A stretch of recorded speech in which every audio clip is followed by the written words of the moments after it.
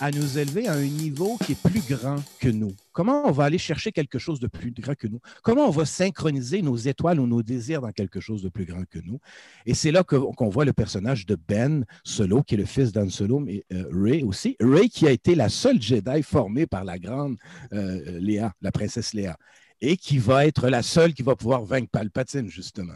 Et donc, c'est toute la réconciliation du féminin sacré. Bref, je fais plein de détours pour dire, soyons curieux des films qui sortent sur nos écrans pour interroger les grands enjeux de notre époque, dont notamment la personnification du mal absolu, qui est symbolisé par Palpatine, mais qu'on peut traduire dans la vie de tous les jours par la peur absolue, la peur absolue. Et bref, toute forme d'absolu, et selon moi, c'est ça le chemin qui conduit vers une forme de destruction lorsqu'il y a coupure de relation, lorsqu'il n'y a plus de relation. Alors, c'est ce que je peux dire. Merci.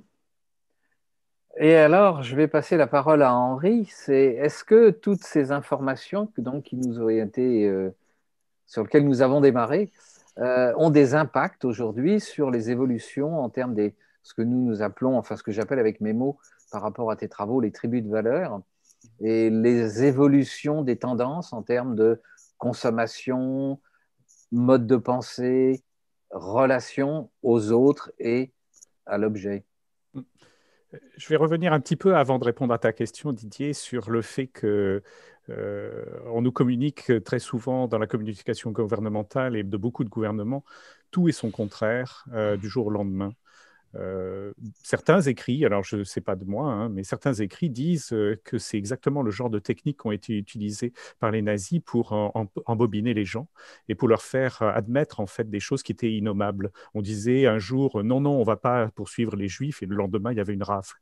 Donc c'est une manière quelque part de gouverner effectivement, pour revenir à ce que disait Jean-François, forcer la peur et introduire continuellement des messages de peur, c'est une manière de nous gouverner, c'est une manière de nous manipuler.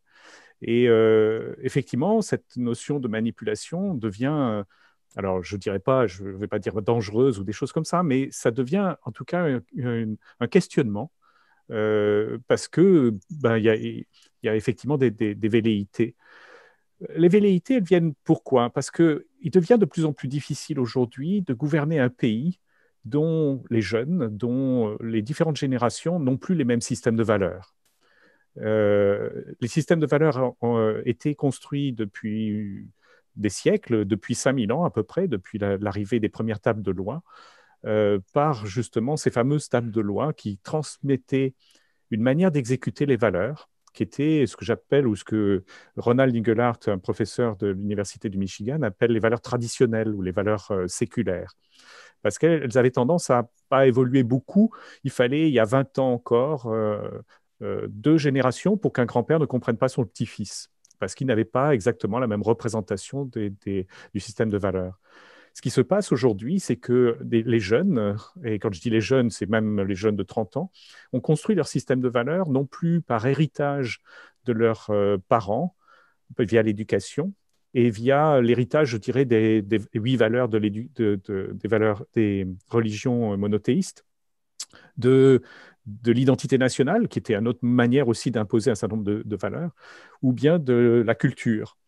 Et parce que c'est contrebalancé de plus en plus par ce qu'on appelle les valeurs sociétales, qui sont les valeurs, je voudrais qu'on résolve, et je mets ça très haut dans ma liste des valeurs, le problème du climat, le problème de la pollution, le problème, enfin tous les problèmes qui nous entourent et qui, quelque part, contribuent évidemment à développer cette peur, et sur lequel il faut bien reconnaître que les gouvernements ont peu d'actions, pour ne pas dire très très peu d'actions. Donc, qu'est-ce qui est en train de se passer? C'est qu'en fait, comme il est de plus en plus difficile et que ces valeurs sociétales sont multiples, elles sont par milliers, il est très difficile de retrouver de la commonalité pour faire que les gens vivent ensemble. Et les gens vivent ensemble, non plus uniquement juste au niveau de la ville, ou au niveau de la famille, ou au niveau de l'hyperlocal, mais aussi vivre ensemble. On voit bien qu'on a besoin de vivre avec les gens d'Amazonie qui ont des problèmes de feu, avec les gens de volcans en Islande, etc., etc. Et on voit bien qu'il y a les frontières qui autrefois établissait comment on allait exécuter les valeurs et permettait de nous sécuriser quelque part, d'avoir une certaine confiance pour pouvoir vivre, nous développer et vivre ensemble, eh bien, nous protège plus. Et donc, les gouvernements cherchent un moyen de nous diriger malgré ces différences et malgré ces différences de système de valeurs. Ils le dirigent en utilisant la peur. Ça n'aide pas et ça va même à l'encontre même de leur propre profit puisque ça détruit la confiance. Et cette confiance, évidemment, fait que on économise plutôt que de dépenser, plutôt que de faire avancer ce fameux PIB, comme si c'était la seule métrique qui était importante et intéressante. Donc, le consommateur par rapport à ça, je finis là. Non, je t'en prie, j'avais une question à te poser, c'est tout. Le consommateur par rapport à ça, ce qu'il est en train de faire, et ce que j'étudie effectivement, c'est qu'il est en train d'utiliser des outils pour se sécuriser. Donc, c'est quoi? Ce sont des outils de scan food, ce sont des outils que j'appelle les réseaux sociaux de l'engagement. Par exemple, les sites de pétition sont une manière de faire exprimer les gens pour dire moi, je ne veux plus ça. Alors, ce qu'il y a d'intéressant dans ces outils-là, c'est que c'est la première fois qu'on a des outils à la disposition de tout un chacun qui ne tuent pas, n'utilisent pas la violence, puisque les religions, puisque les pays et les frontières utilisaient ces violences comme moyen d'imposer une manière d'exécuter votre vie. Et donc, ce sont des outils fondamentaux qui sont effectivement en train d'apporter une nouvelle conscience à des groupes de gens qui prennent conscience à ce moment-là, qui sont des milliers à avoir et à essayer d'agir ou de changer de vie, ou de changer de manière d'impacter le monde. Et ça change la consommation, ça change beaucoup de choses. Alors, on ne le voit pas quand on regarde que la masse. Il faut que l'on regarde ces utilisateurs, justement, de ces outils, donc de scan food, de pétition. Il y a des outils de jeu, des outils de coaching, il y a des dizaines et des dizaines de types d'outils qui contribuent à ce que j'appelle ces fameux réseaux sociaux d'engagement. Alors, j'avais une question par rapport à tout ce que tu viens de nous dire, et puis après, on passera la parole à Géraldine, avec, j'espère, sa baguette magique de bonne fée, de l'espoir et de l'optimisme. Mais ma question par rapport à ton travail de data scientist, et puis tu fais des recherches depuis plus de 20 ans ou 30 ans dans le domaine, c'est que est-ce que cette situation risque de fragmenter de plus en plus les gens en tribus de valeurs, de micro-valeurs, d'être centrée sur un certain nombre d'objectifs, mais est-ce qu'elle ne va pas à un moment donné rassembler tout le monde autour d'un objectif commun qui va être la vie et l'humanité? C'est une très bonne question. En fait, on discerne avec Véronique Lévy qui est là, avec qui on discute beaucoup, voilà, qui fait signe. On discerne un petit peu les tribus hyper locales, c'est-à-dire un peu les tribus de gens. Là, par exemple, on constitue une tribu où on partage, on échange, etc. Et quelque part, il y a probablement un partage de valeurs. Alors, je mets beaucoup de guillemets autour. Parce que pour partager véritablement des valeurs, il faut aller vers l'action. Il faut aller vers l'exécution. Ça ne suffit pas de dire « Ah oui, oui, on a les mêmes valeurs ». Non, non, non, non, non. Avoir les mêmes valeurs, ça ne veut pas dire grand-chose. Donc, il y a des tribus hyper locales et s'il n'y avait que ça, effectivement, tu as raison, Didier, on créerait quelque chose qui irait vers le communautarisme que l'on essaye de combattre quelque part, parce que ce n'est pas vraiment ça que l'on veut. Et effectivement, on s'aperçoit que pour se sauver et pour avoir de l'espoir, eh bien, il faut rejoindre non pas uniquement des tribus hyper locales que l'on a choisies, mais aussi des tribus de l'hyperconnectivité. Et par exemple, pour donner un exemple, en 2019, la pétition la plus votée en France et en langue française, mais ce n'était pas que en France, hein, des Belges, des Suisses, des Canadiens ont voté, eh bien, c'est la pétition contre les incendies en Amazonie. Et on voit bien là que tout à coup, on se connecte à des tribus, ce que l'on appelle, nous, des cohortes, pour montrer que c'est à ce moment-là des centaines de milliers de personnes. Là, je crois que la pétition a rassemblé plus de 440 000 votants. Ce qui est pas mal dans l'environnement. C'est la deuxième pétition depuis 10 ans, donc ça donne un peu une idée. Et voilà, et c'est ça un peu où on rejoint à la fois des tribus locales que l'on se choisit, que l'on entretient, etc., pour un certain nombre de valeurs. Et puis, on entretient aussi des tribus auxquelles on participe. Et ce qui est important et ce qui est nouveau dans ces outils, c'est qu'on s'aperçoit de la force du nombre. Si je vous cite les 440 000 ou les 2 millions ou les 1 million, etc., c'est qu'on se dit « Ah ben, on n'est plus tout seul. on participe à un mouvement où on fait partie du monde, on fait partie du nombre, on fait partie de la force, et on en hérite une force. Et cette force, effectivement, elle rend optimiste. Bien, merci. Alors, je vais me tourner vers Géraldine et sa baguette magique de bonne fée. Et l'espoir et l'optimisme, maintenant qu'on a entendu tout ça. C'est une question. Justement, je pensais à la force est entre nous, Jean-François. On en parle souvent et ce que vient de dire Henri me fait immédiatement penser à la force est entre nous, est avec nous. Et la force, c'est d'être ensemble. Moi, ce que j'ai pu constater, par exemple, pendant le confinement, il y avait cette sidération. Je rejoins vraiment totalement Jean-Dominique par rapport à la communication paradoxale qui entraîne une forme de sidération. La sidération était parmi les personnes que j'accompagne. Et moi, quand j'ai vu arriver ce qui s'est passé, je me suis dit, mais là, moi, on ne m'aura pas. Je vais me servir de la technologie. Nous avons la chance d'avoir cette modernité pour rester en lien. Et donc, j'ai basculé mes animations de groupe qui étaient en présentiel, je les ai basculées en ligne.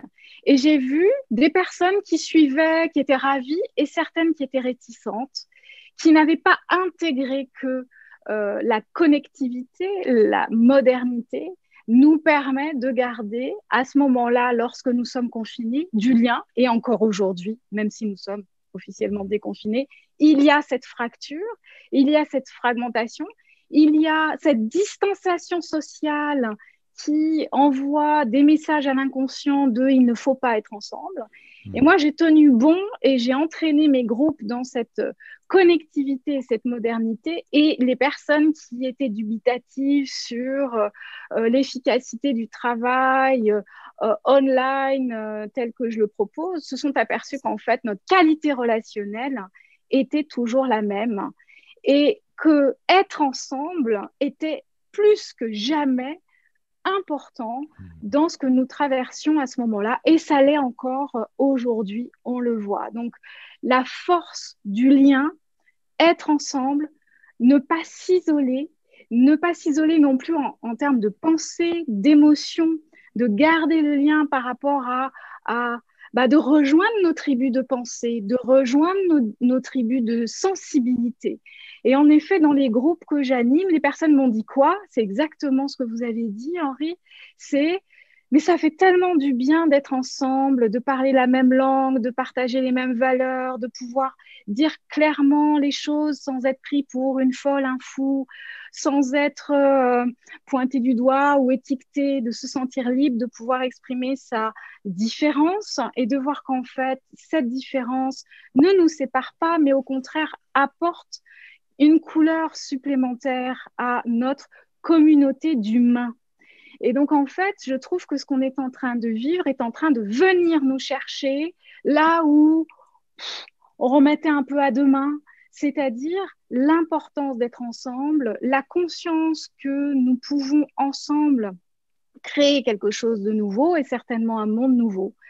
Et vous avez parlé je l'ai noté, de nouvelle conscience. Moi, conscience, c'est un mot qui est très présent pour moi en ce moment parce que je m'aperçois, parmi les personnes que j'accompagne et que je connais, qui traversent le mieux cette période? Les personnes qui ont déjà fait un travail de conscience, qui se sont posées des questions, qui ont eu un coup d'avance ou 2 coups d'avance. Et ces personnes-là, elles sont moins impactées. Alors, ça brasse, bien entendu, ça vient les chercher, bien entendu, comme nous tous, mais il n'y a pas ce recroquevillement, cette peur qui vient envahir le terrain. Il y a cette capacité à aller se connecter aux ressources à l'intérieur, cette conscience que nous faisons partie du monde, nous faisons partie d'un groupe qui est notre pays, qui est aussi un groupe qui est la Terre, et que ce n'est pas parce qu'il y a des gouvernements et ce n'est pas parce qu'il y a des gens qui sont en train de décider des choses avec lesquelles on n'est pas d'accord, que ce n'est pas pour cette raison qu'il ne faut rien faire, qu'au contraire, on peut agir, mais ne serait-ce qu'avec les personnes, nos voisins, nos amis, et puis bien se traiter d'abord avant toute chose, on est d'accord, hein, mais aussi de bien faire attention à la qualité du lien. Et donc, c'est à ce moment-là que je trouve aussi qu'a émergé la notion de compétition, elle disparaît quand on regarde sous cet angle-là, en fait. Il n'y a plus la notion de rivalité, elle n'existe pas quand on est en train de porter notre regard sur, eh ben, on fait quoi? Et est-ce que c'est pas le bon moment, justement, pour incarner ce qui nous touche le plus, c'est-à-dire des valeurs d'humanisme, d'altérité, de respect de l'environnement, du respect des autres, d'avoir une qualité d'être et une qualité relationnelle au travail, partout où nous sommes. Et donc, je pense que là, c'est vraiment une opportunité et que c'est en ça qu'on peut avoir de l'espoir et qu'il faut être optimiste. Et parce que dans toute crise, de toute façon, il y a des cadeaux. Si on sait y regarder, si on sait se connecter à nos ressources, on peut être individuellement résilient et collectivement résilient. Et je pense qu'on a une grande chance, je suis désolée de dire ça, peut-être ça va choquer certaines personnes, mais c'est une chance en fait de vivre ce qu'on vit en conscience parce qu'on va pouvoir se faire entendre éventuellement, on va pouvoir rejoindre les tribus comme là on est ensemble et de s'apercevoir qu'en fait, on parle la même langue. Moi, là, rien qu'avec ce que j'ai entendu des intervenants précédents, il y a plein de choses qui ont vibré en moi, des choses que je sais, des choses que j'ai appris, des choses que je savais mais que j'ai mis en lien et que je vais pouvoir assembler avec mon univers et je suis enrichie.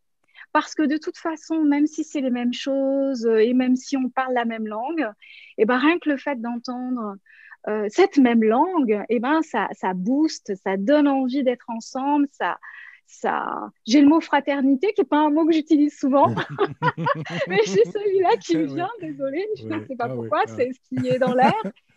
Voilà, des frères et des sœurs d'humanité, et c'est maintenant qu'on peut agir en prenant soin de nous, en prenant soin d'autrui et en regardant devant. Parce que je trouve que surtout nous, en France, je ne sais pas pour vous, mais je trouve que nous, les Gaulois, qu'est-ce qu'on regarde derrière?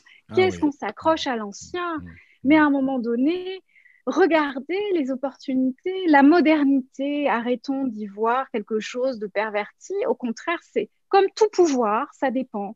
Si on a de bonnes intentions, on peut faire quelque chose de merveilleux. Et si on a de mauvaises intentions, on peut s'en servir vraiment dans le mauvais sens. Tout pouvoir, c'est ça. Mais on a le pouvoir de communiquer, de transmettre, de recevoir des informations et de créer ensemble quelque chose qui est en correspondance avec ce qui est important pour nous et qui nous permettent d'aller vers la notion d'évolution, de grandir, de passer des steps et d'avancer. Et c'est pour ça que la notion de après-demain qui a été soulignée, moi, me plaît. Oui, l'instant présent en conscience, regardons demain et toujours avoir 2 coups d'avance, c'est-à-dire d'anticiper le après-demain parce qu'il se joue dès maintenant, on le sait tous. Et de l'anticiper positivement.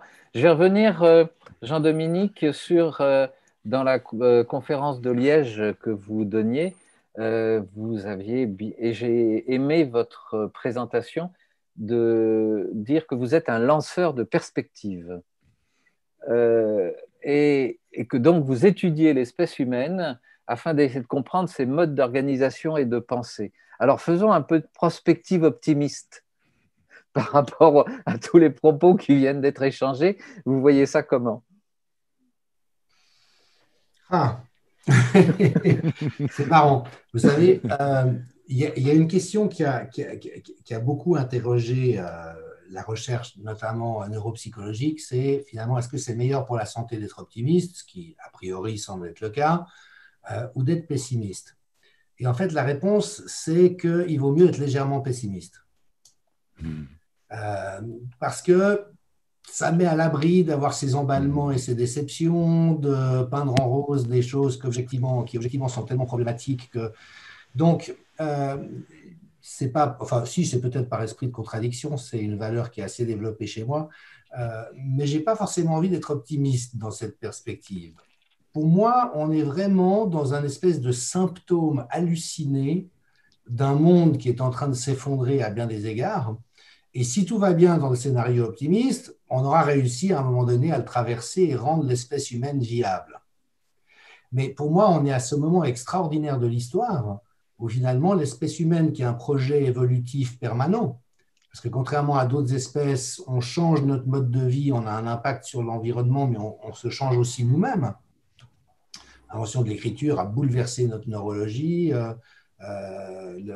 les smartphones, et voilà, cette plasticité fait que ça évolue sans cesse. Et autant les dauphins vivent aujourd'hui comme ils vivaient il y a 10 000 ans, l'être humain pas. Et puis, s'il continue à vivre comme il a vécu ces dernières décennies et ces derniers siècles, il ne va pas continuer à vivre. On a créé les conditions de notre extinction. Alors, là, je vous vois sourire, Didier, et moi, je retrouve de l'optimisme. Non pas parce que je suis convaincu qu'on va trouver le chemin, j'en sais rien. Non pas parce que je trouve mieux de voir la vie en rose, non, je préfère la voir dans ses teintes réelles, mais parce que je trouve que quand on est au pied du mur, on n'a pas le luxe d'autre chose que de la confiance et de l'optimisme. C'est un devoir. Pour moi, c'est un devoir éthique. Et là, effectivement, il y a quelque chose qui nous redonne espérance, qui est le fait que autant l'ancien monde a démontré de multiples manières le fait qu'il n'était pas viable, qu'il n'en valait pas la peine, mais aussi qu'il était capable de créer des problèmes invraisemblables. Parce qu'il faut quand même rappeler que c'est au pire la 10e plus grave épidémie virale depuis 1945. Il y en a eu 9 autres qui étaient pires que celle-là. Et on n'a pas planté la société et terrorisé les gens comme on l'a fait ce coup-ci. Donc c'est vraiment qu'il y a désormais une inaptitude à tenir compte de la réalité, et notamment de la réalité des épidémies, de la santé, etc. Plus le fait, il faut quand même le rappeler, qu'hormis la toute fin de vie, les seules personnes qui sont atteintes gravement par le Covid, c'est les gens qui sont très endommagés par des maladies de civilisation qu'on pourrait éviter à 90%, d'après les recherches en santé. Donc même la fragilité à ce virus est créée par ce non-sens qu'on a généré au cours des décennies. Et à partir de ce moment-là, effectivement, on pose ce constat que ce monde, il est en train de s'effondrer. Au fond, c'est une bonne nouvelle, je rejoins tout à fait Géraldine. Il a s'effondré, et tant mieux s'il s'effondre. Là où c'est un peu moins rose, c'est comme d'habitude, c'est les personnes fragiles et les jeunes qui en font les frais. Et moi, je suis très inquiet pour la jeunesse.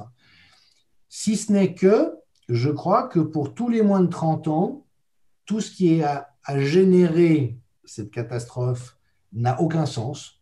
La politique telle qu'elle existe aujourd'hui, ça n'a aucun intérêt. C'est des trucs qui sont complètement dépassés. Un truc comme une feuille d'impôt, c'est 10 fois trop compliqué. C'est pas comme ça qu'il faut faire. Et qu'eux sont déjà dans un monde où il y a beaucoup de spontanéité qui revient. Et pour moi, la vraie question, mais c'est la question optimiste, c'est à quel moment est-ce qu'ils vont nous casser la figure en disant ça suffit vos conneries, vous avez été infoutus de créer un monde qui tienne la route et qui en vale la peine, alors merci de nous expliquer ce qu'il faut faire, prenez votre retraite, mettez-vous de côté et laissez-nous réinventer les choses.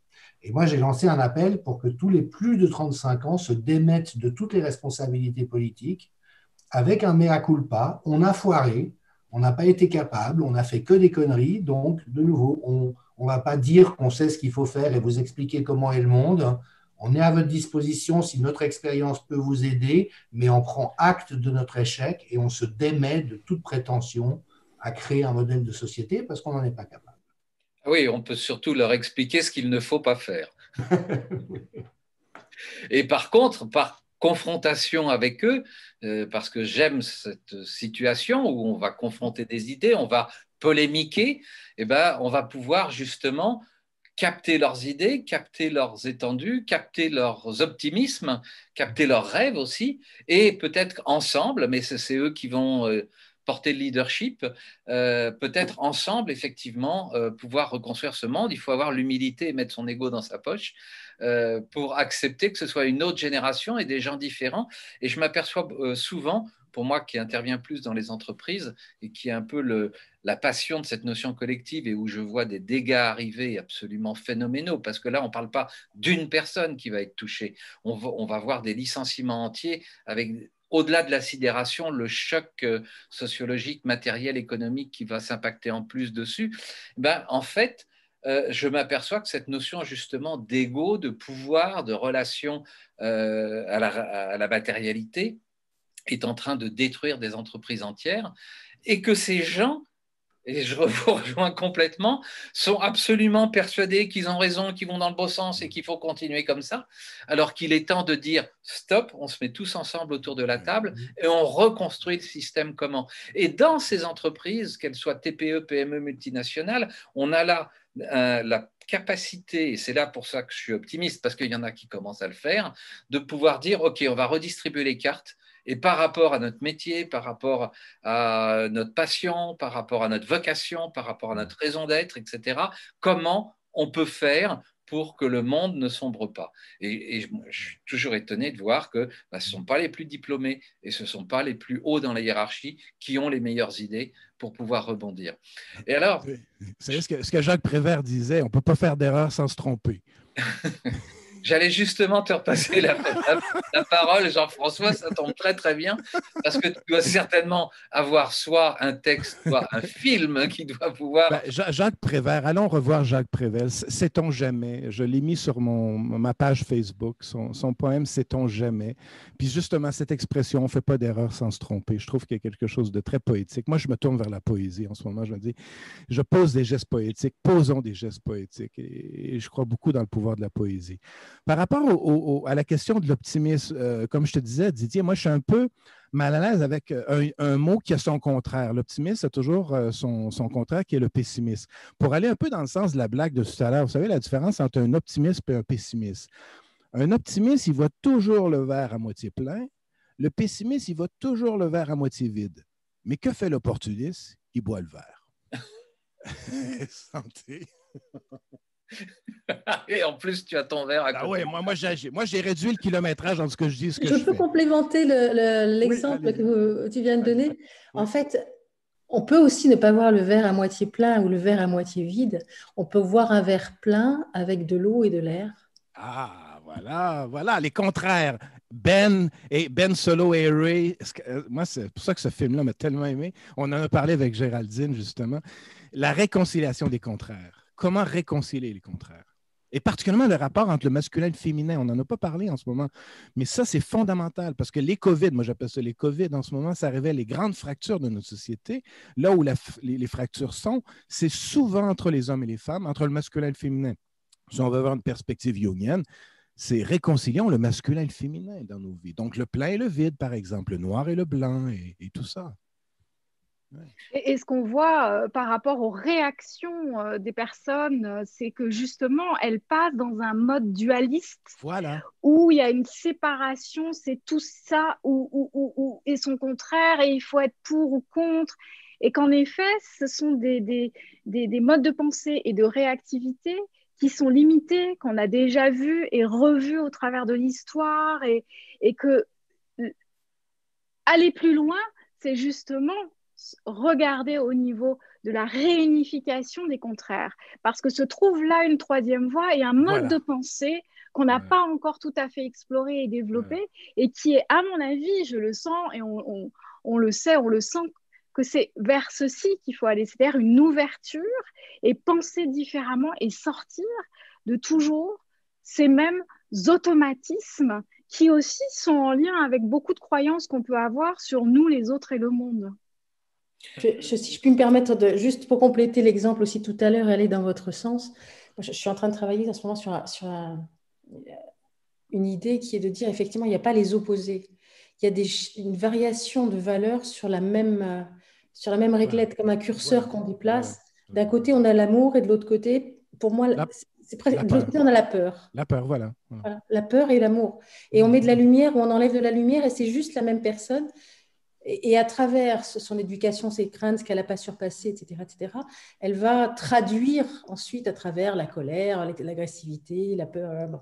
Mais pour moi, c'est la même chose. On n'est plus dans la dualité, on est dans une même continuité où on met de la lumière, on l'enlève, on est dans l'amour, on est dans la peur. Quoi. Henri, pardon, j'ai pris la parole. Pardon, Véronique. Ce qui se passe, en fait, c'est qu'on s'aperçoit qu'on est en train de monter un extrême contre l'autre. Voilà. Oui. Et en fait, le problème, c'est que les extrêmes montent, d'un côté comme de l'autre, et ceux qui ne s'exprimaient que peu jusqu'à maintenant sont de plus en plus pris entre les deux, diminuent en termes de nombre, alors qu'en fait, nous sommes probablement les plus nombreux.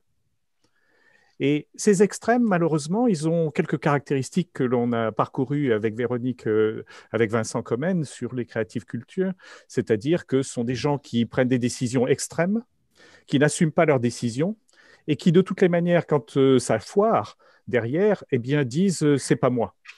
Ah ouais. Et donc, c'est très facile à ce moment-là de.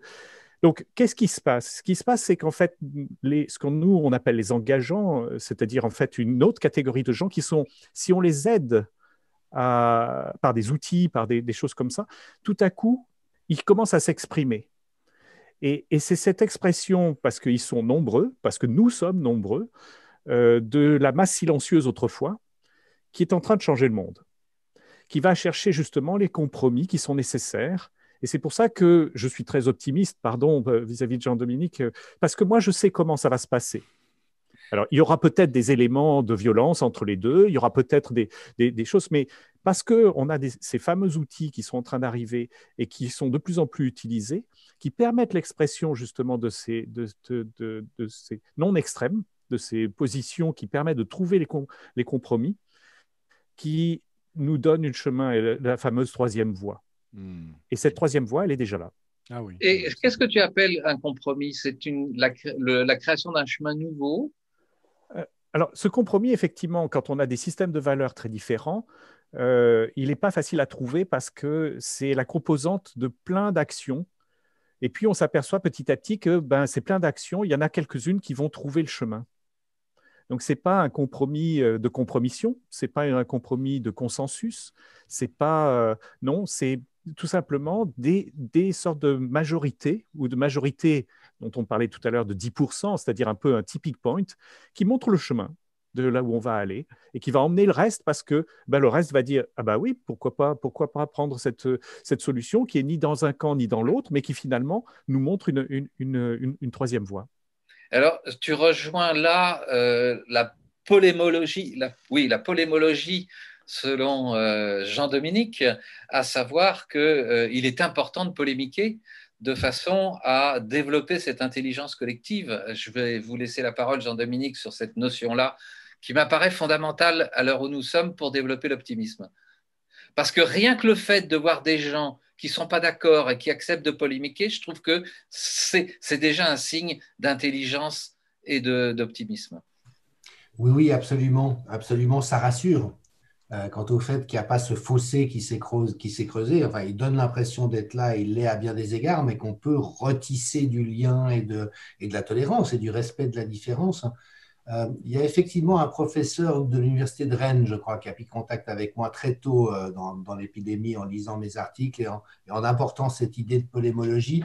Moi, je la lis avec le dialogique, qui est quelque chose que j'utilise énormément en santé mentale, où on voit qu'un dispositif dialogique, c'est un dispositif où l'échange qu'on va avoir va cheminer en chacun d'une manière qui va être féconde. Et donc, on est enrichi de l'échange qu'on a eu, qu'on soit d'accord ou pas d'accord, peu importe. Et peut-être, vous avez évoqué le masculin et le féminin. Moi, je trouve que la relation de couple est un magnifique exemple de ça. Où alors peut-être c'est masculin, mesdames, vous nous direz, mais je sais que quand mon épouse me dit un truc que je ne suis pas prêt à entendre, ma première réaction en général est assez défensive, mais non, pas comme ça, etc. Et puis, dans l'après-coup de la discussion, ça chemine. Vous voyez, ce n'est pas rester lettre morte. Alors probablement, parce que je suis un homme qui a travaillé sur lui et que, voilà, même si j'ai forcément mes réactions de défense, quand même, j'aime bien garder l'esprit ouvert. Mais donc, très souvent, c'est dans l'après-coup qu'il y a quelque chose qui se donne à vivre et qui fait qu'à un moment donné, de nouveau, je ne vais pas forcément être d'accord avec la manière dont elle l'a énoncé ou ce que j'ai compris de ce qu'elle énonçait à ce moment-là, mais il y aura eu un chemin, il y aura eu une… voilà. Et donc, pour moi, c'est vraiment la différence entre le dialogique et voilà, les conversations habituelles où chacun est dans ses positions, n'en bouge pas, ne tient pas compte du point de vue de l'autre. C'est vrai qu'on est dans une époque assez étonnante parce qu'on parle beaucoup d'écoute, de l'importance de l'écoute, mais combien de personnes, même dans des métiers d'aide et de soins, sont réellement capables d'écouter? d'écouter aussi avec le corps, avec la sensibilité, avec l'inconscient, et pas juste le cortex préfrontal dorsolatéral. Mais là, je rejoins tout à fait Henri, et tant mieux, on sera peut-être un petit binôme plutôt positif, plutôt optimiste, plutôt pessimiste. Mais je crois que tous les outils sont là, qu'on est en train de gagner énormément d'intelligence sur ce qui nous a mis en échec. On a malheureusement, de mon point de vue, une classe dirigeante, autant dans les entreprises que dans le domaine de la politique, qui est très à contresens de cette évolution. Albert Jacquard disait déjà il y a 40 ans, on est en train de sélectionner les plus dangereux, les plus conformes. Et je trouve qu'on en voit vraiment la conséquence aujourd'hui, c'est-à-dire qu'on a une médiocratie épouvantable et des gens qui ne savent que faire plus du même s'il est évident que ce même n'est pas bon. Mais voilà, ils n'ont juste pas d'autres options à l'intérieur. Et ce qui nous permet de cultiver l'intérêt pour d'autres options, c'est ce qu'on est en train de dire. Si je raisonne en ce que j'appellerais un peu en médecine de l'âme, on pourrait dire que la polémologie, c'est en fait le déclencheur de la salutogénèse. Alors ça en fait partie absolument, précisément aussi par la question de l'intelligibilité. C'est-à-dire qu'aucun d'entre nous ne peut prétendre avoir épuisé le réel sur aucun sujet que ce soit. Donc forcément que les autres sont susceptibles de contenir des bribes de compréhension qui m'auront échappé et vice-versa. Et puis, l'angle qu'ils auront sur une réalité, de nouveau, parce qu'elle est simplement différente, va contenir une promesse de fécondité dans l'échange, pour autant qu'on soit dans cette compétence dialogique. Mais puisque vous abordez la question de l'âme, il y a un très vieux principe chamanique qui m'a énormément marqué tôt dans ma carrière, c'est il y a toujours au moins une autre manière de faire quelque chose. Et ça, pour moi, c'est vraiment l'antidote à la pensée unique, à la solution unique, à la réponse technique. C'est que même si une solution est bien trouvée, et ça arrive, qu'il y ait des solutions de moins en moins, mais ça peut arriver, il y a au moins une autre manière de le faire. Et ça, je trouve, c'est intéressant comme principe, que c'est vraiment un décapsuleur dans le sens de l'ouverture d'esprit. Surtout si vous ajoutez la notion d'être, parce que la notion de faire est intimement la notion d'être. Faire quelque chose est de plus en plus lié à ce que je suis et ce que je veux exprimer. La notion de faire et être est de plus en plus importante. Et si on reprend par rapport à la notion de chamanisme ou la notion des Premières Nations, moi, ce que j'ai appris au contact des Premières Nations, c'est l'importance du langage aussi, parce que nous, on a un langage qui est très axé sur les objets, alors que les Blackfoot, par exemple, leur langage est très axé sur la relation entre les objets. Et ça nous amène toute une autre perspective. J'ai un ami, David Peat, qui est malheureusement décédé, qui a beaucoup étudié les liens entre les Blackfoot et la physique quantique, par exemple, où on voit que déjà chez les Blackfoot, il y a des racines de la philosophie, ou en fait de l'esprit de la mécanique quantique, où tout est événement. Si on se rappelle aussi les textes de Carlo Rovelli, par exemple. Carlo Rovelli, ce qu'il nous dit, c'est à la base, ce qui est le plus profond, ce n'est pas des choses, ce n'est pas des objets. Ce qui est à la base, c'est des événements. Tout est événement. Et ça modifie notre façon de penser le réel. Et donc, l'importance d'avoir un langage qui va dans le sens de l'être et de la relation, justement. Alors, je vais repasser la parole à Géraldine par rapport à toutes ces informations que nous venons de recevoir. Est-ce que l'optimisme, ce serait de rencontrer tout le monde et de s'interroger ou d'interroger ou d'échanger avec les pessimistes en leur demandant pourquoi ils sont pessimistes? Qu'est-ce que ça va déclencher chez eux? Ou plutôt de les inviter à s'interroger sur le regard qu'ils portent sur les choses et nous-mêmes aussi de nous interroger, c'est-à-dire qu'est-ce qui formate mon regard? Est-ce que mon optimisme est une façon d'être dans l'évitement d'une certaine forme de réalité?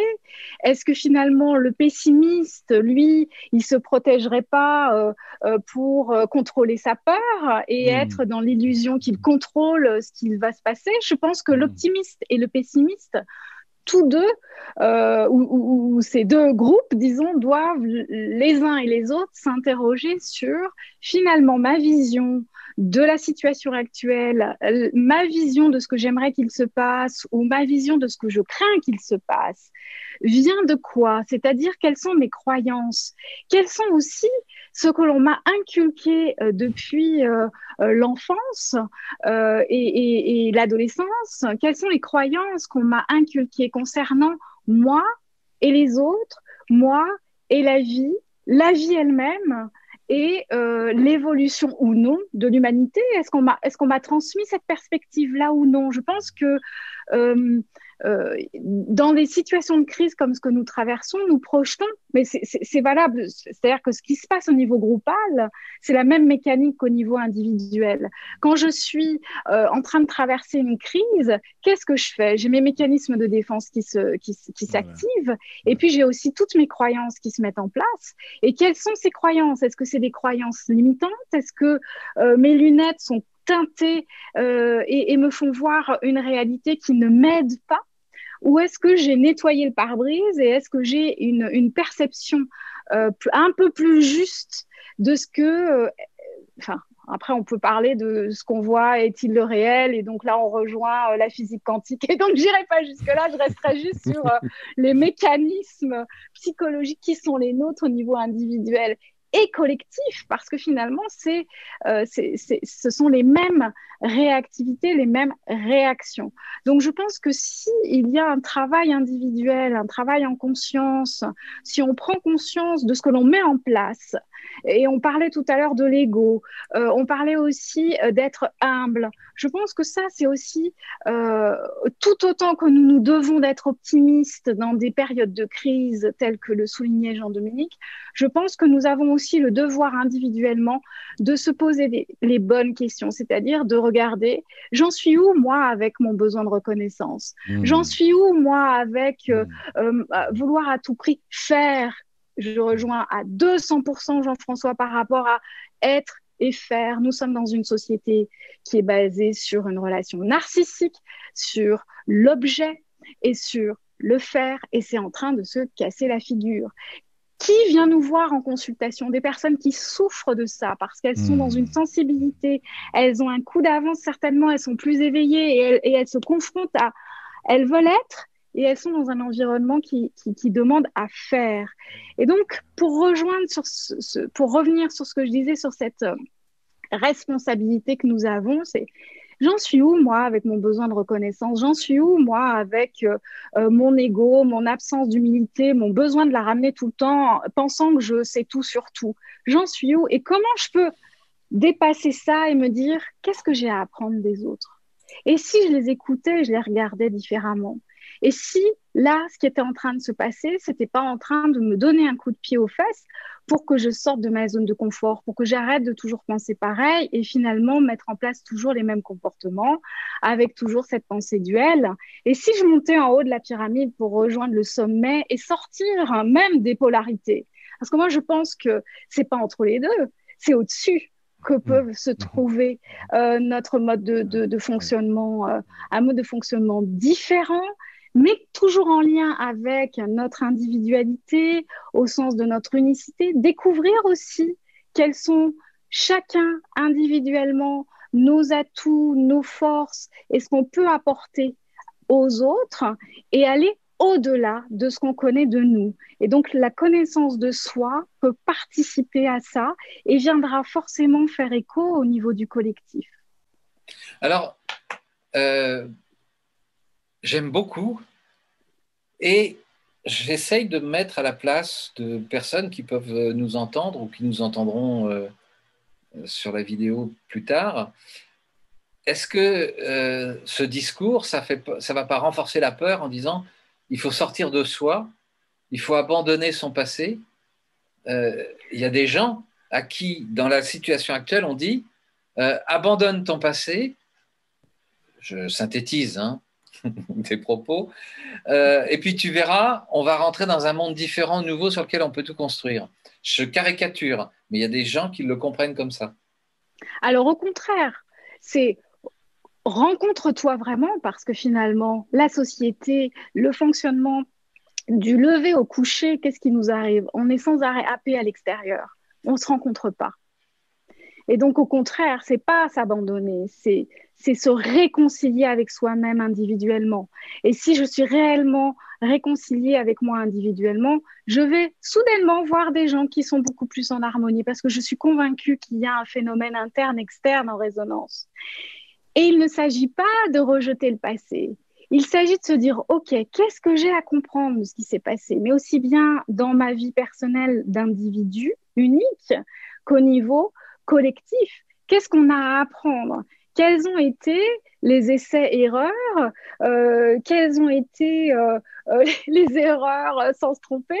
Quels ont été en fait les enseignements du passé? Et de dire merci au passé, mais de ne pas toujours être en référence constante au passé et à vouloir que le passé reste tout le temps en boucle et soit notre actualité d'aujourd'hui. Et ce qui se passe nous pousse à regarder devant pour faire différemment. Mais c'est la connexion à soi, je trouve, et la connaissance de soi, je le redis, est indispensable sur le plan individuel pour que ça résonne dans nos relations. Parce que ce qu'on va conscientiser individuellement va résonner et notre environnement va en bénéficier. Ça fait effet boule de neige et c'est un acte généreux, alors qu'au départ, on pourrait penser que c'est quelque chose d'individualiste. Pas du tout. Si je me connecte véritablement à moi, si je regarde mes conflits intérieurs, si je chemine sur cette paix avec moi-même, mon regard va changer, mes relations vont changer. Et si on fait tout ça, chacun à sa manière, il n'y a pas de voie unique, c'est chacun son chemin. Je termine sur cette notion de collectif que j'allais aborder justement, avec une question que je pose à la fois à Henri et à Jean-Dominique, puis vous répondrez chacun à votre tour. C'est, alors d'après vous, c'est quoi le meilleur médicament ou la meilleure potion au niveau collectif pour entretenir ensemble un optimisme? C'est d'avoir plusieurs choses de mon point de vue. Il y a effectivement, et Jean-Dominique l'a dit, il faut une ouverture, il faut passer de l'avoir à l'être. Je crois que Géraldine ou Jean-François ont abordé l'opposition entre l'être et le faire. Nous, on parle beaucoup avec Véronique de l'être et de l'avoir, et de passer justement à ce développement de l'être plutôt que de l'avoir qui nous a conduit à la société de consommation. Moi, ce qui me permet de comprendre un petit peu, c'est le pouvoir est en réalité pas dans les mains des gouvernants. Il est dans les mains de chacun de nous. Et quand on prend en compte ce pouvoir-là et de se rassembler justement au milieu de communautés de gens qui partagent un peu les mêmes valeurs, les mêmes manières d'agir, etc., on s'aperçoit qu'on a un pouvoir gigantesque. Et donc ça, c'est le premier élément. Deuxième élément, c'est effectivement, il faut avoir un peu de perspective. Il faut se construire une perspective. Il faut se mettre déjà dans « c'est quoi le monde que je voudrais ?» Je me fiche de ce qui se passe actuellement, etc., entre guillemets, hein, je caricature beaucoup, mais qu'est-ce que je voudrais comme monde véritablement? Et puis, déjà de se mettre juste dans cette mode de pensée, notre comportement change, évolue pour amener ce monde-là. Et c'est cette notion de transformer peut-être cette notion d'être dont on parle, etc., mais que l'on va incarner. Et j'aime beaucoup à ce moment-là le livre qu'est en train de préparer Véronique sur Homo Proximus qui dit « on est constitué d'un corps, d'un cœur et d'une âme ». Et la réalité, c'est d'essayer de connecter, d'aligner et de trouver une cohérence entre ces trois niveaux-là. Donc, ce n'est pas faire un être qui est complètement déconnecté, qui n'est pas un être où on ne satisfait pas le corps. Non, on a besoin de trouver des échanges d'énergie entre ces trois niveaux-là pour arriver à faire ça. Et ça demande effectivement de travailler sur soi, de travailler sur au niveau du cœur, c'est pas uniquement de se faire plaisir, mais c'est d'aller travailler sur c'est quoi la satisfaction de mes valeurs. C'est quoi la satisfaction, quand on travaille après au niveau de l'âme, c'est quoi la satisfaction de l'intention, de la raison d'être. Qu'est-ce que je fais sur Terre? Comment je vais pouvoir assumer mes rêves, assumer ce que je veux pour moi et pour le monde? Eh bien, quand on arrive à faire cet alignement, donc ça, c'est une des clés, hein, c'est l'alignement sur le plaisir ou sur l'alignement sur les intentions. Mais là, on commence à avoir des clés de décodage, des clés pour nous faire avancer. Je vais tout de suite passer la parole à Jean-Dominique, mais j'essaye de reformuler ce que je dis avec mes mots à moi dans ma méthode Symbiocratie, c'est vraiment d'entretenir son ambition altruiste. Mm-hmm. Et donc, si je vais plus loin dans ce que tu viens de dire, je ne vais plus faire du sport, je ne vais plus respirer, je vais entretenir mon optimisme. Mm-hmm. Oui. À vous, Jean-Dominique. Ça m'intéressera beaucoup d'écouter votre réponse, donc j'espère que vous accorderez aussi un tour de parole, parce que ça m'intéresserait beaucoup d'avoir une perspective. Moi, je dirais que c'est intéressant parce que, à vous écouter, il y a une autre notion qui est venue. C'est vrai, moi, je trouve que le débat optimiste-pessimiste, il est un peu piégeant, mais il y a une notion qui finalement est probablement corrélée dans vos esprits à optimisme, c'est la constructivité. Pour moi, ce qui importe, c'est de rester constructif. C'est de traverser ce qui se présente, aussi douloureux puisse être. Parce que pessimiste, optimiste, ça laisse penser, je pense que ça va bien se passer ou je pense que ça va mal se passer. Puis ça, on n'en sait jamais rien. Des fois, ça se passe mal, des fois, ça se passe bien. Mais la question, elle n'est pas là. Pour moi, c'est celle de la constructivité. C'est comment, quel que soit le cours que prennent les choses, je peux rester dans mes valeurs, je peux rester dans ma sensibilité, je peux rester dans l'humilité que vous mentionniez, Géraldine. C'est que je peux avoir compris un certain nombre de choses, mais il y en a encore bien plus qui m'échappent. Et donc, voilà, de rester cheminant vis-à-vis de ma réalité. Pour moi, une des choses intéressantes que des neurosciences ont confirmées récemment, c'est qu'au fond, c'est les mêmes structures cérébrales qui sont en charge de la réflexivité, donc la possibilité de prendre du recul et de porter un regard sur soi-même, de la conscience sociale et de l'empathie, de l'intelligence émotionnelle et de la spiritualité dans le sens de l'aptitude à contempler le mystère de la condition humaine. Et pour moi, je dirais que je vois vraiment un enjeu collectif, mais aussi individuel. C'est que la condition humaine est tellement incompréhensible, mal foutue, absurde, brutalisante à bien des égards, pleine de beauté aussi, que j'ai l'impression que face à ce mystère brut, il y a vraiment deux options fondamentales. La première, c'est de se refermer, de clore le questionnement, on ne saura jamais rien, on ne saura jamais ce qu'il en est, ce qui est vrai par ailleurs. Mais donc, on ne se pose pas de questions, on vire au ras des pâquerettes. Ou bien, au contraire, on empoigne le mystère, sachant qu'on n'arrivera jamais à l'épuiser, mais qu'on se laisse travailler par lui. Et donc, là, je pense que vraiment, tout ce qu'on évoque sont les différentes facettes d'une même réalité qui a à advenir à l'intérieur de nous-mêmes, sachant que ce sont des structures cérébrales qui maturent relativement tard dans la vie, ou plutôt à 30 ou 40 ans, et elles ne maturent pas chez tout le monde.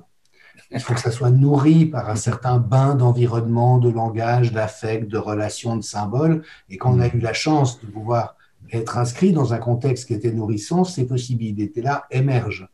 On le voit bien même sur la route en conduisant. Il y a des gens qui sont totalement incapables de tenir compte des autres.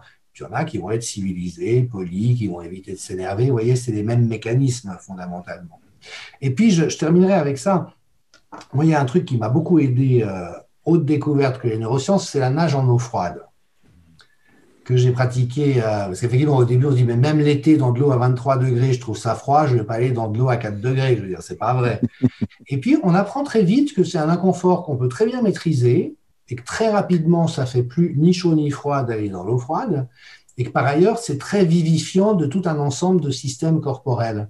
Et un Hollandais qu'on appelle l'homme de glace, qui a toutes sortes de records du monde d'exposition au froid, lui a fait un marathon de donc 41 km au Botswana par 45 degrés à l'ombre, sans boire pendant les 41 km. Il peut nager pendant 80 minutes dans de l'eau à 4 degrés. Normalement, on est en hypothermie et on meurt au bout de 10 minutes. Et lui, ce qu'il dit, c'est qu'on a tellement fait d'efforts pour rester dans une zone de confort minimaliste que tous nos systèmes s'atrophient. Et qu'il n'y a rien de mieux que l'exposition à l'extrême pour les revitaliser. Et ça, pour moi, c'est peut-être bête, mais ça a changé une clé fondamentale, c'est ma relation à l'inconfort. Que désormais, j'accueille en toute conscience qu'il est vivifiant. Et j'en terminerai avec ça, une amie qui a des chevaux. Vous savez, les chevaux, tout l'été, ils sont emmerdés par des mouches, des temps, c'est un calvaire, quoi. C'est une torture, quoi. Puis elle m'expliquait que s'il n'y avait pas ça, il ferait des coups de chaleur.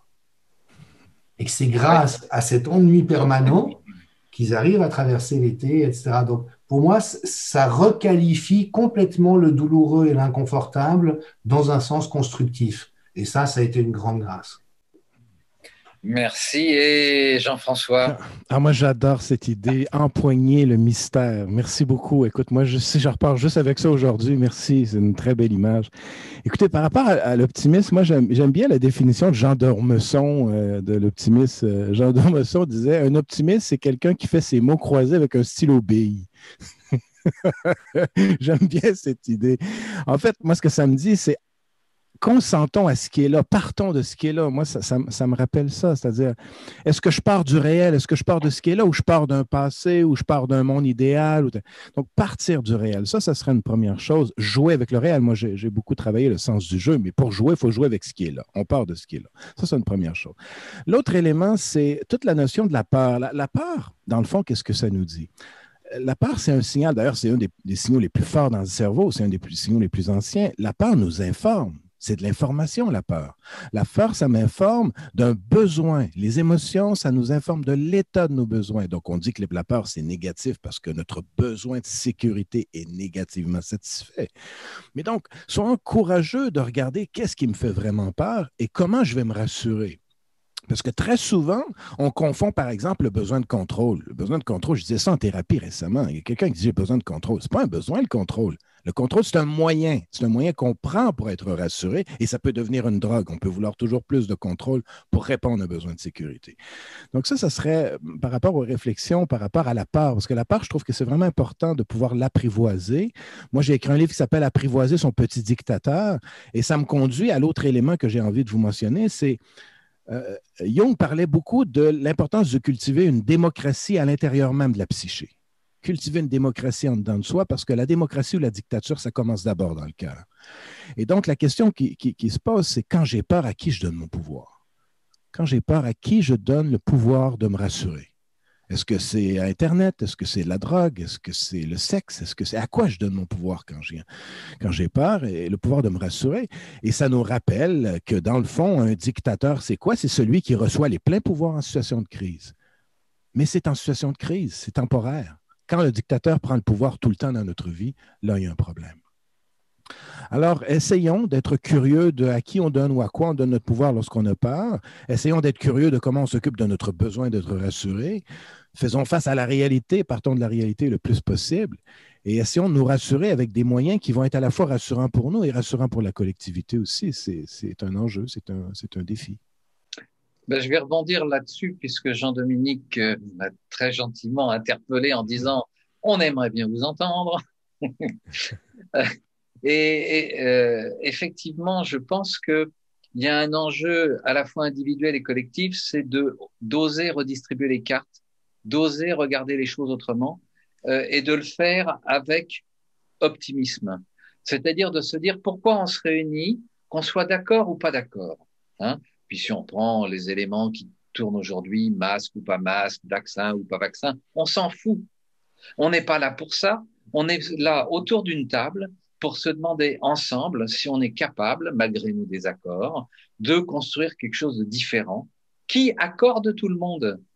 Et c'est ce que, de mon point de vue, il est urgentissime de faire dans toutes les organisations demain matin, parce que celles qui n'auront pas anticipé là-dessus vont être confrontées à des problèmes.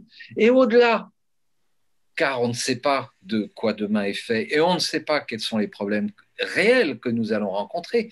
Au-delà de ça, on va créer du sens ensemble et on va créer des richesses humaines ensemble. Et ça vaut tout l'or du monde parce que même s'il y a une catastrophe demain matin, même si tout s'effondre demain matin, on aura créé cette tribu où on pourra créer du sens ensemble, où on créera des valeurs humaines ensemble, où on créera des richesses ensemble. Et pour reconstruire, on va avoir besoin de ça ensemble. Parce que qu'on soit d'accord ou pas, si ça s'écroule, bah, ceux qui avaient raison, ils seront bien malins. Ils avaient raison, mais ça s'est écroulé. Et puis ceux qui avaient tort, on pourra peut-être les montrer du doigt en disant, bah, tu vois, ça s'est écroulé. Mais en tous les cas, on repart à zéro. Et je dis toujours, dans cette période-là, pour des chefs d'entreprise ou des managers qui me posent la question, imaginez qu'on arrive, tout le monde parle du monde nouveau, imaginez qu'on arrive dans un monde qui est désertique. Il y a toutes les richesses humaines, il y a tout à faire. Vous faites quoi? Quel est votre rôle de leader? Comment? Mais ce n'est pas vous qui êtes le leader, justement. C'est parce qu'on aura fait ce travail ensemble qu'on sera tous des leaders et qu'on pourra tous s'inspirer et qu'on pourra tous se co-inspirer et se co-créer.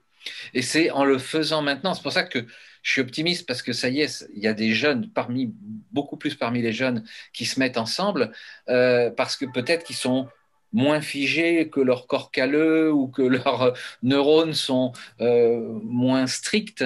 Mais parmi les jeunes, ils se mettent ensemble en se disant, tiens, on a peut-être quelque chose à faire. Alors, on parle d'écosystème, on parle d'archipel, on parle d'un plein de choses. Ils sont en train de tester plein de solutions et plein de choses à faire.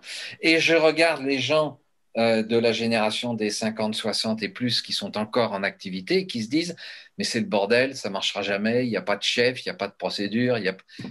Mais oui, mais on a tous les outils aujourd'hui pour faire ça, on n'a plus besoin de chef. On a tous les outils de contrôle digitaux, on a tous les outils de contrôle technique. Ce dont on a besoin aujourd'hui, c'est de se mettre ensemble pour créer, pour imaginer, pour inventer. C'est-à-dire qu'en fait, il faut refaire de la philosophie. La philosophie, c'est la recherche du réel, c'est la recherche de la réalité. Et notre réalité, elle n'est pas derrière, elle est devant.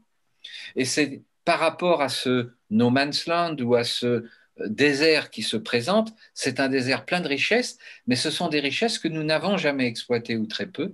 Ce sont des richesses qui ne sont certainement pas matérielles et nous devons nous rencontrer pour pouvoir créer le puits ou créer la graine ou les graines que nous allons faire pousser ensemble. Et moi, c'est ça aujourd'hui.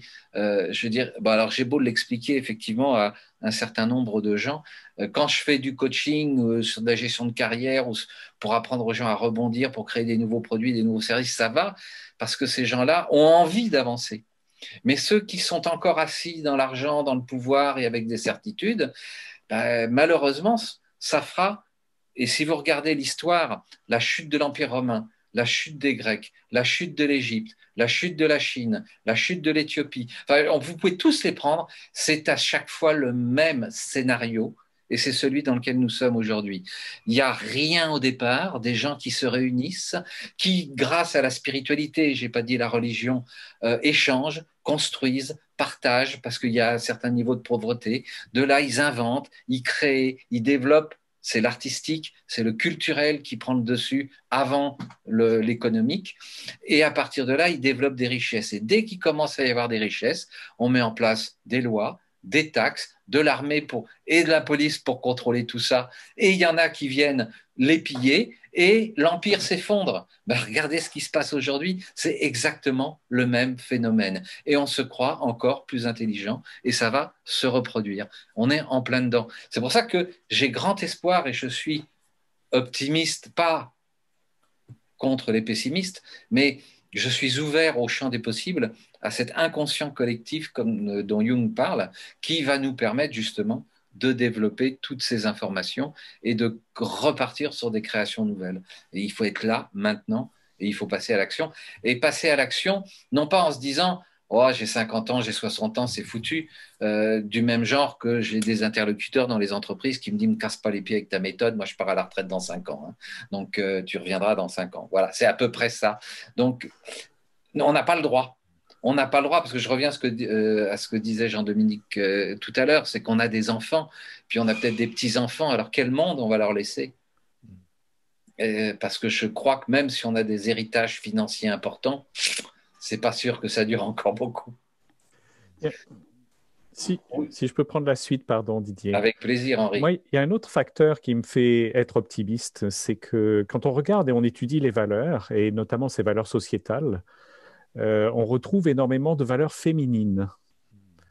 Les valeurs masculines qui sont imposées par la religion et par les États, etc., toléraient la violence. Et donc, le fait que l'on voit un certain nombre de valeurs plutôt féminines qui reviennent, si vous voulez, fait qu'on ne va pas tolérer beaucoup la violence. Parce que la violence, c'est effectivement pas véritablement dans les valeurs féminines. Et donc, ça, c'est un autre motif d'espoir pour moi qui est fait toute cette recherche autour des valeurs et de l'engagement par la recherche justement de moins de violence dans le monde.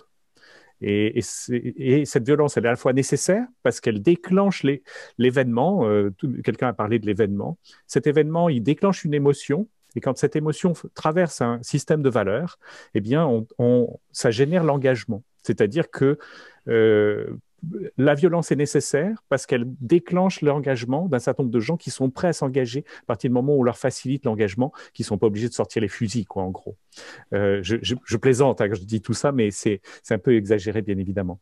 Donc, c'est en étudiant ça que je me suis dit, il y a quand même pas mal de signes d'espoir qu'il y a une espèce de conjonction de recherche de sens, de recherche de la spiritualité. Effectivement, le monde d'après-demain, c'est vraiment une recherche de spiritualité. Certains ont dit, je crois que je ne sais plus si c'est Edgar Morin ou d'autres, ont dit que Malraux qui avait dit le 21e siècle sera spirituel ou ne sera pas. C'est ça, oui. Ouais. Et ben, je suis tout à fait dans la même lignée de réflexion. Donc, il y a pas mal de choses qui se mettent en place. Moi, pareil, hein, je suis effectivement très curieux et j'utilise beaucoup la curiosité pour construire et faire cette constructabilité dont Jean-Dominique parlait très bien tout à l'heure, que j'aime beaucoup, parce que c'est effectivement ça. C'est ça qui me rend très optimiste. C'est la capacité à voir plein de signaux qui sont en train de s'engrainer pour construire ce nouveau monde. Il n'est pas encore là, mais il arrive, certains disent, dans un silence assourdissant, c'est-à-dire qu'il est déjà là. Géraldine. Didier, quand vous vous êtes exprimé, je me suis souvenu de la saison 2 ou 3 de Rain.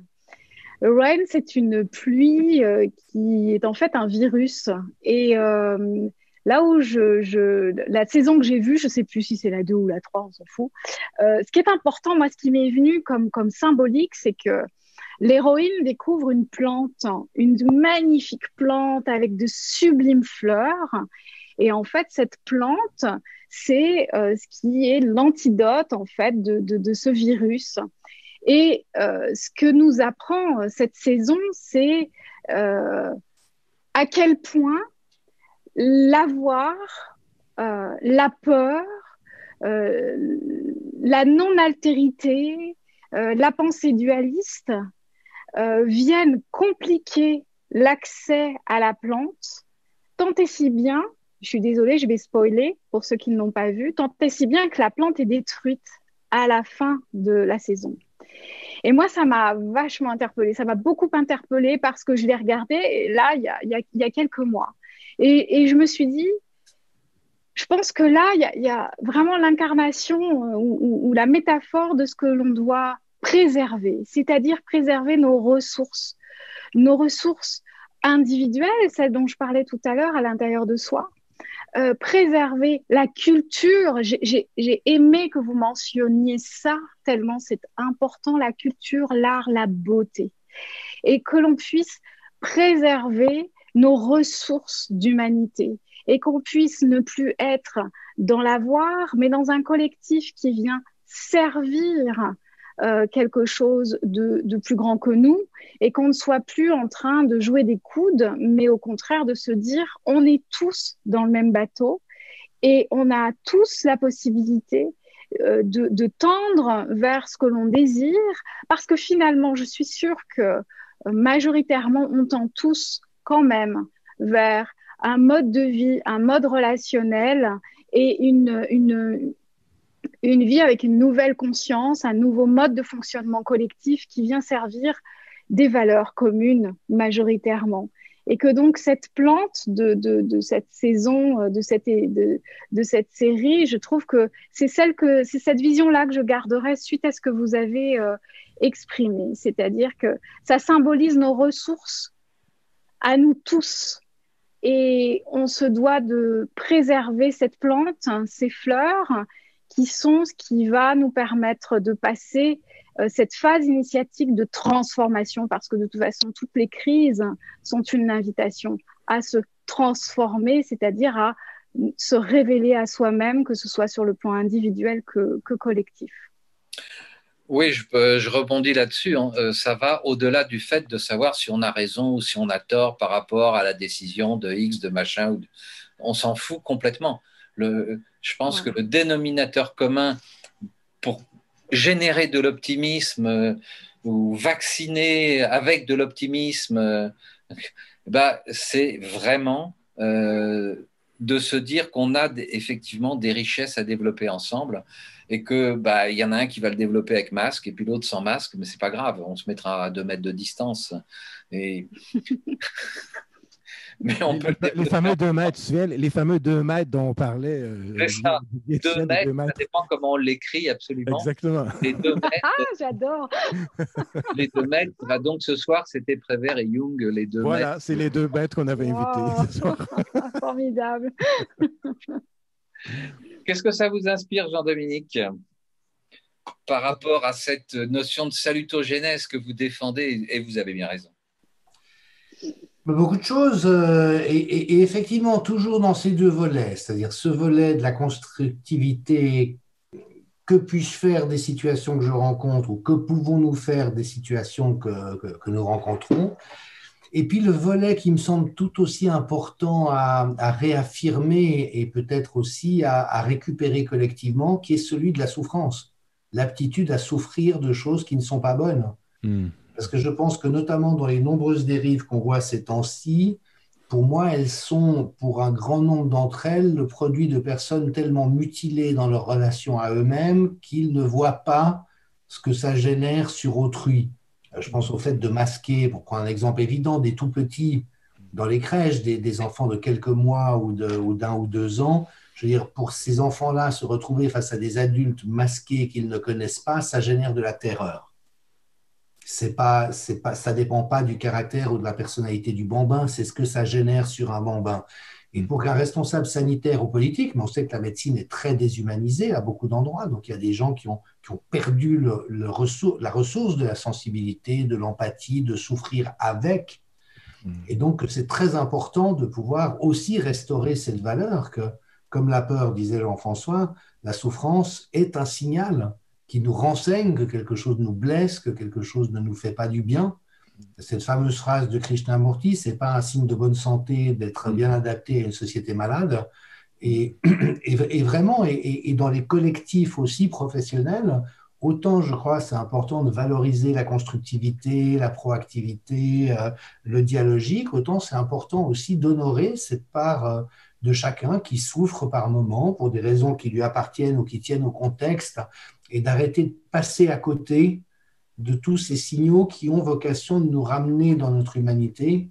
Et donc, pour moi, tout le volet positif, optimiste, spirituel va avec le fait d'empoigner le mystère, mais aussi d'empoigner la souffrance quand elle est là et de se laisser travailler par la souffrance.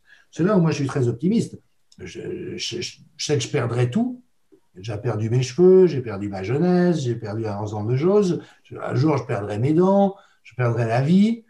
Bon, donc ça, de toute manière, il n'y a pas d'espoir de ce côté-là. Seul espoir qu'on a, c'est que ces pertes s'accompagnent de gains équivalents ou encore plus grands dans l'immatériel et dans cette qualité de relation à soi-même avec le monde.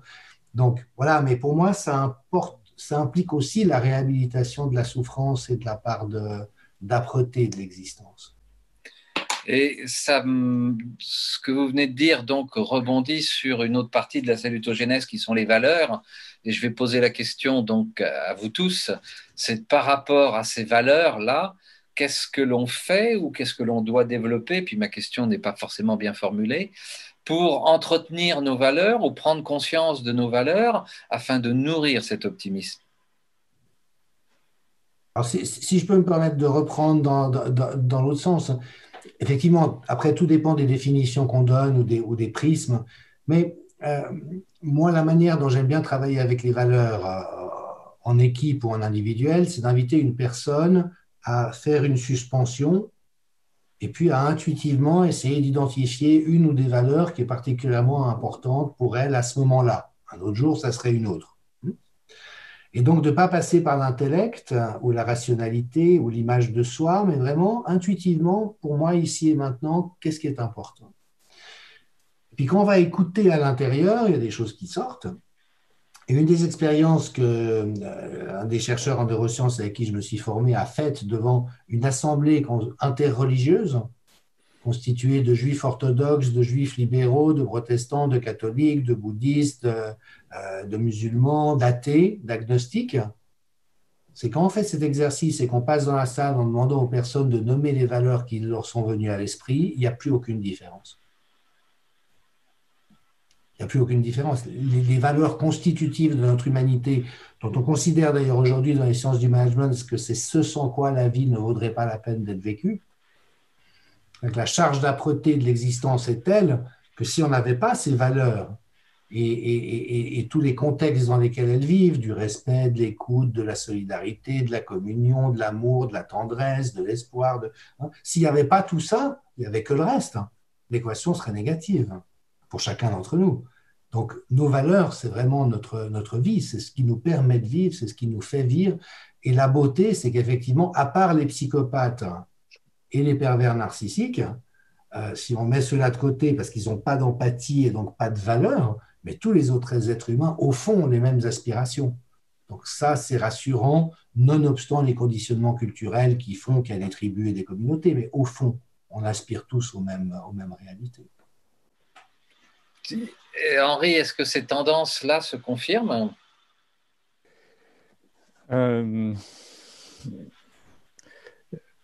Moi, j'ai un problème un petit peu avec ça parce qu'en fait, ça voudrait dire quelque part qu'il y a des valeurs universelles. Et ça n'existe pas, c'est pas vrai. Il n'y a pas de valeur universelle. Et moi, je peux le démontrer puisque depuis des milliers d'années, on cherche à dire qu'il y a 8 valeurs universelles portées par les religions monothéistes. Et puis, tout à coup, il y a un monsieur Schwartz aux États-Unis qui a dit, ben non, c'est pas 8, c'est 30. Donc déjà, on est beaucoup moins universel. Et puis, on a vu apparaître d'autres listes de valeurs où on est à 150. Et maintenant, avec les domaines sociétaux, etc., on en est à des milliers. Donc, moi, je trouve que ce n'est pas très universel, tout ça.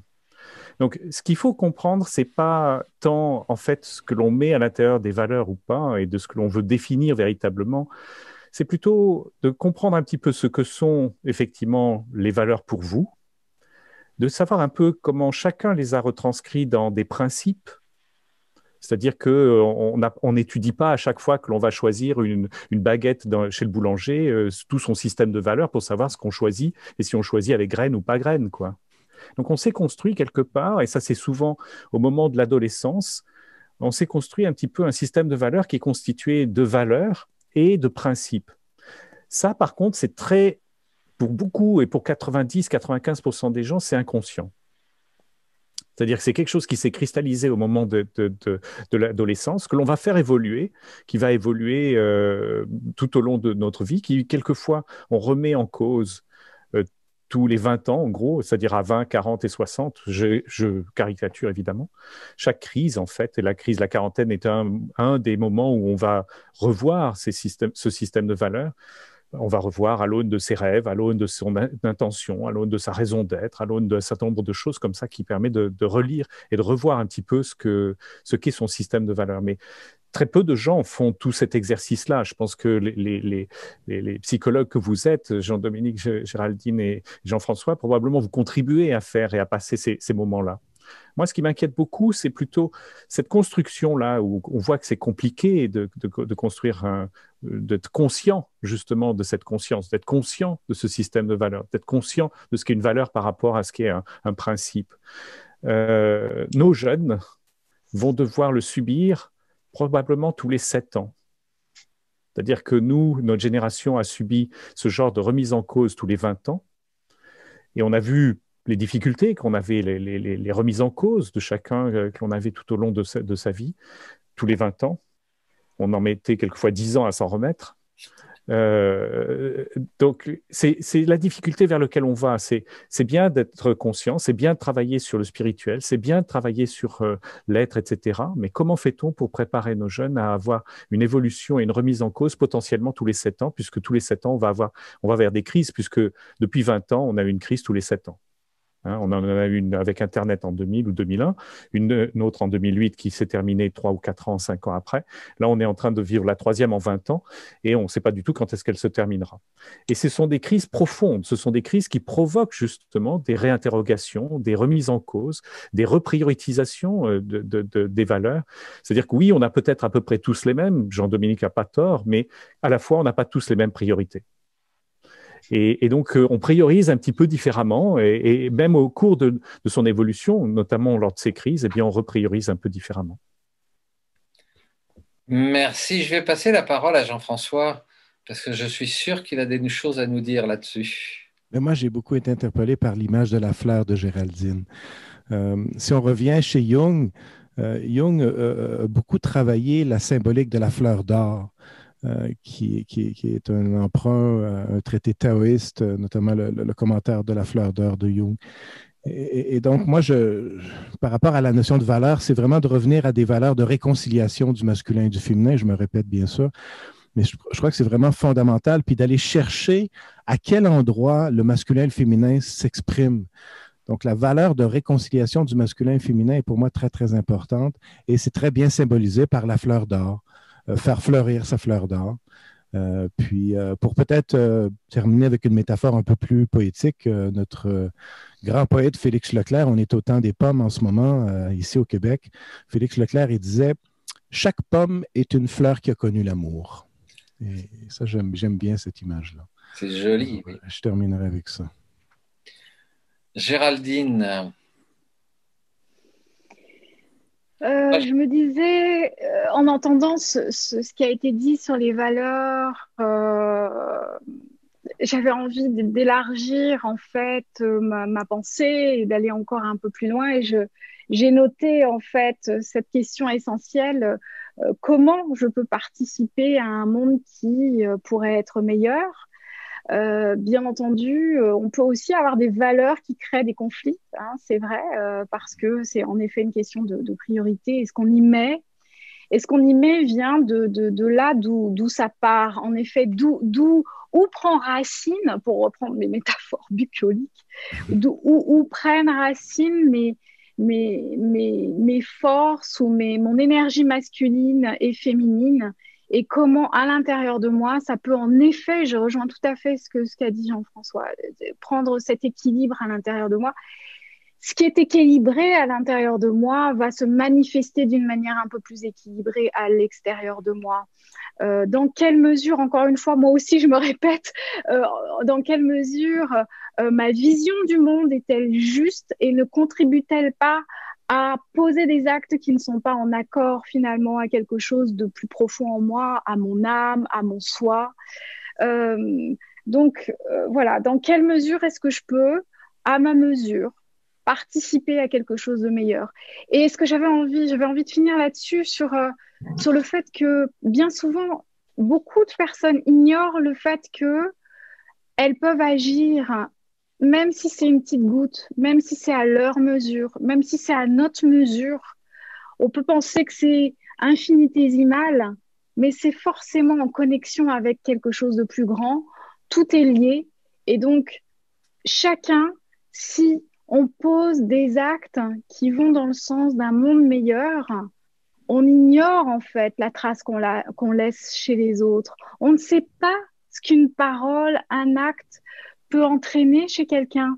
Ils n'ont pas toujours l'occasion de nous le dire. Peut-être qu'on ne reverra pas ces personnes que l'on a croisées à un moment donné, mais chaque jour, il nous est donné la possibilité de participer à ce monde meilleur et de tendre vers ceci et de garder l'espoir dans le fait que chacun, si on y met du nôtre, on peut voir se réaliser quelque chose de formidable. Il faut pour cela être conscient aussi de notre pouvoir créateur et de notre pouvoir de transmission à notre mesure. Autour de vos différentes interventions, moi j'ai relevé 4 mots: valeur, conscience, bien sûr je rajoute toujours optimisme, mais réconciliation. C'est-à-dire se réconcilier avec soi-même et avec les autres, même quand on n'est pas d'accord, et même quand on a eu des mots trop forts par rapport à un sujet X ou Y, et puis en ce moment, Dieu sait qu'il y en a beaucoup. Et je serais tenté de dire que d'abord, c'est quelque chose que l'on doit faire dans toutes les organisations, puisque à l'intérieur même des organisations, il y a des gens qui sont en opposition totale les uns avec les autres, et en conséquence, il y a un travail de fond à faire nécessaire pour que nous puissions permettre aux gens de se réconcilier avec eux-mêmes, avec l'organisation, avec les autres, avec l'extérieur, et même avec ceux qui ont peut-être dévié ou manipulé ou transformé. Alors on n'est pas obligé, bien entendu, de leur sauter au cou, de leur faire des grosses bises, surtout qu'en ce moment c'est interdit, mais tout du moins d'être clair avec ses valeurs en toute conscience. Je repasse la parole, là il nous reste 13 minutes avant la fin. Je vais repasser donc la parole à tour de rôle à chacun pour conclure, puisque j'ai demandé s'il y avait des questions, mais apparemment, dans la salle, il semblerait qu'il n'y ait pas de questions. Est-ce qu'il y a parmi vous des gens qui veulent poser des questions? Alors, soit vous branchez vos micros pour les poser en live, soit vous les écrivez dans le chat et puis je les relis. À votre convenance, il nous reste un quart d'heure. Sinon, ensuite, je repasse la parole aux participants pour qu'ils aient chacun le mot de la fin, peut-être justement autour de valeurs, conscience, optimisme et réconciliation. Mais je crois que l'optimisme en soi, c'est une forme de réconciliation, tout du moins de regard vers un avenir positif pour lequel on sera obligé de se réconcilier avec soi-même, si je rentre en philosophie. Oui, la question du regard, moi, je trouve qu'elle est très importante. Puis peut-être que je pourrais terminer mon intervention par rapport à ma passion pour la guerre des étoiles. Dans la dernière trilogie, ce qui m'a beaucoup touché, c'est notamment le rapport du personnage de Ray avec le robot BB-8. BB-8 qui est un peu le symbole de l'infini d'une certaine façon. On sait que le rapport entre l'humain et la machine est très importante. Dans la deuxième trilogie, la princesse Léa va injecter un message très important dans les robots. Et les robots R2-D2 et C3PO, c'est des robots qui traversent toute la trilogie. Mais ce regard de Ray devant le BB-8, devant le petit robot BB-8, et elle va le sauver. À un moment donné, elle va être devant un dilemme. Elle va dire, je pourrais avoir plus de nourriture, je pourrais vendre ce robot et je pourrais me faire plus de nourriture. Et finalement, elle décide de garder sa relation avec le robot. Et je trouve qu'il y a peut-être un enseignement là par rapport à garder espoir aussi par rapport à notre rapport à la technologie. La technologie, c'est le miroir de l'inconscient. La technologie n'est pas en soi mauvaise. Et donc, moi, ce film, toute cette série de films-là, je l'utilise beaucoup pour aider les jeunes justement à avoir un rapport plus sain à la technologie, notamment la question des désirs, puis la dépendance qu'on peut avoir aux technologies et tout ça qui est exploité dans cette série. Mais cette question du rapport, que quand un personnage a un rapport, même avec une machine ou avec un petit robot comme BB-8, tout ça, ça dit beaucoup de la personne, qui est capable de voir l'humanité presque dans une machine d'une certaine façon et de voir l'espoir dans l'autre. Et je trouve que le personnage de Ray m'a beaucoup inspiré pour ça. Soyons curieux de comment on voit le monde. Hein, je vois le monde comme je le vois ou comment je vois le monde, incluant comment on voit la technologie. Et moi, je crois beaucoup au pouvoir, je dirais, fédérateur de la technologie. Il y a lieu, comme là en ce moment, c'est la technologie qui nous permet d'être ensemble. Mais donc, de quitter ce rapport bon-mauvais, même avec la technologie, de dire, c'est notre relation à la technologie qui va être importante dans les prochaines années parce que là, de plus en plus, on va s'en aller vers le virtuel. Puis là, on commence. Hein.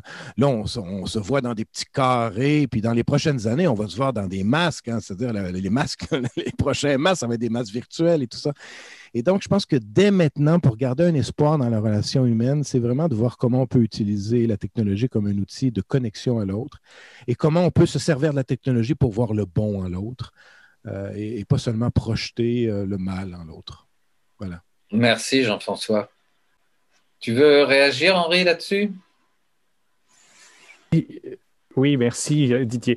Je suis très content que tu apportes cet angle-là, Jean-François, parce que dans le livre que je viens de publier, là, je parle des réseaux sociaux de l'engagement.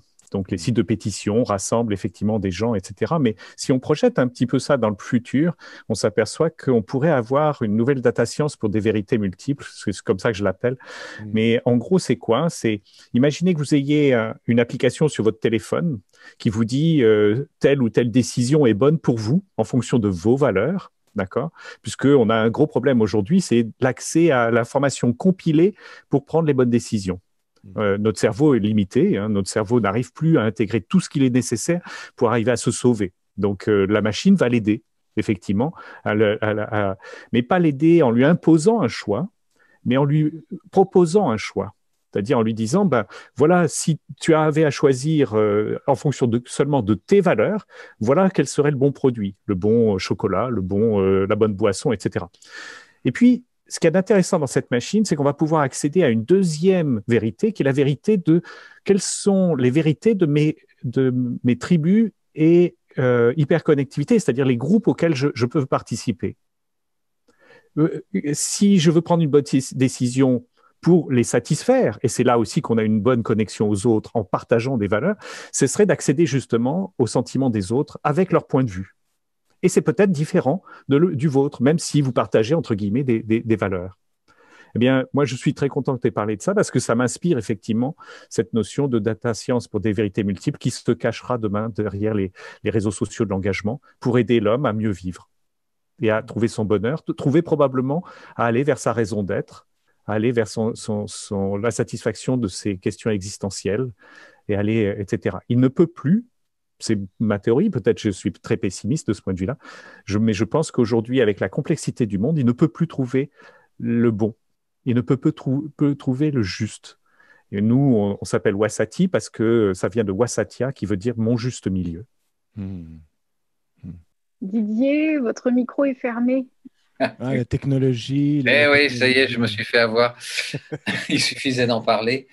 Alors, il nous reste 5 minutes. Je passe la parole à Jean-Dominique ou à Géraldine, comme vous voulez, pour rebondir sur ces propos. Comme vous voulez. Eh bien, alors, Géraldine, elle est bien partie.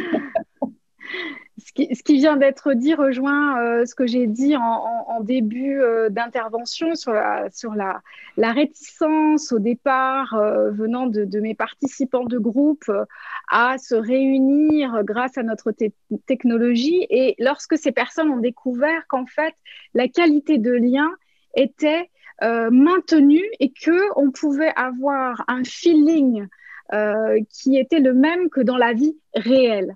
Et donc, j'ai dit à un moment donné, tout à l'heure, que comme tout pouvoir, tout dépend de notre intention.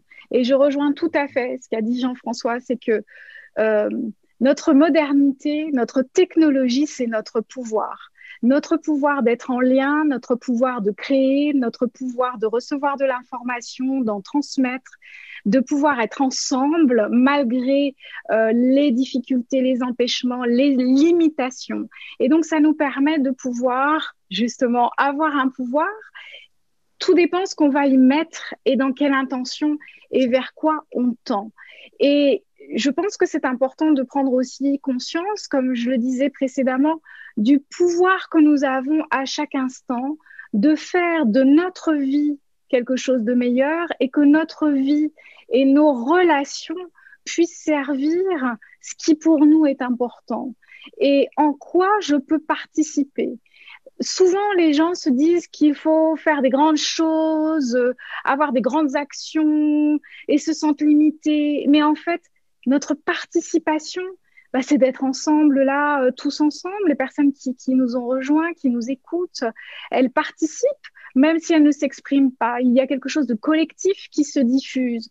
Et on ne mesure pas à quel point des actions peuvent être si importantes, des mots peuvent être très importants. L'important, c'est d'avoir conscience que chaque être est important dans le monde. Chaque être est important pour les autres, que nous apprenons dans la relation, que nous apprenons dans nos différences, qu'il est important aussi d'apprendre de nous-mêmes pour pouvoir aussi reconnaître les personnes qui sont de notre même tribu et accepter d'aller regarder d'autres tribus, d'échanger avec d'autres tribus qui viennent élargir notre vision et nous donner davantage de conscience et d'apprendre encore plus de nous-mêmes. Et on parlait tout à l'heure du mystère, en effet. L'humanité est un mystère et nous serons toujours, l'autre aura toujours une part de mystère pour nous. Et c'est ça qui est merveilleux et que nous devons respecter aussi comme la fleur dont on parlait tout à l'heure. Merci Géraldine.